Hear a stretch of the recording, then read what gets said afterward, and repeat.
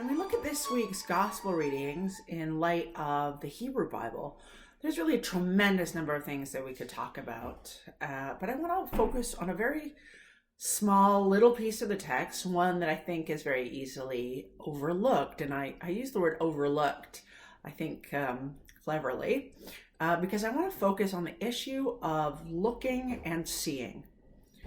Now, I'm sure we're all familiar with the general story of Jesus' transfiguration before Peter, James, and John, and the sudden appearance onto the scene of Moses and Elijah. Now, of course, there's lots of questions we might ask about the presence of Moses and Elijah. I mean, why them? Were they really there? And if so, how could that be possible? I mean, according to Deuteronomy, Moses died over 1,000 years earlier, and Elijah appears not to have died at all, but was assumed bodily into heaven on a chariot of fire. So Peter sees, or he thinks he sees, the three of them, Jesus, Moses, and Elijah, and he thinks he understands. He's going to build tabernacles for all three of them, but clearly that's the wrong answer here, because God pronounces that Jesus is something unique, something qualitatively different from Moses and Elijah. This is my son, in whom I am well pleased. And then the story continues that when the disciples raised their eyes, they saw no one else but Jesus alone. Now, at first glance, we might think that this means a kind of poof. Moses and Elijah disappear, and perhaps that is indeed what happened.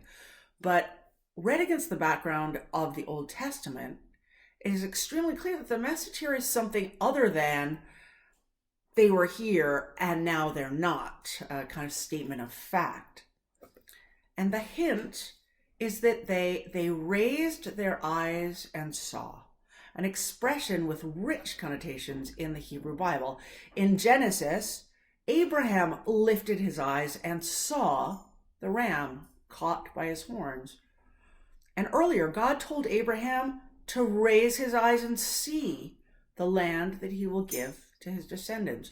The prophet Isaiah calls us to lift up our eyes to heaven and see who created these, and to raise our eyes to see that the children thought lost to us will be returned. Because we know from Deuteronomy and Jeremiah and Psalms and Ezekiel that having eyes is just not enough. And this language of having eyes but not really being able to see is picked up in the New Testament in a couple of places. In fact, Matthew has Jesus actually quote Isaiah about people who have eyes but cannot see, just a few chapters before the Transfiguration story. But Jesus says, "Blessed are your eyes, for they see."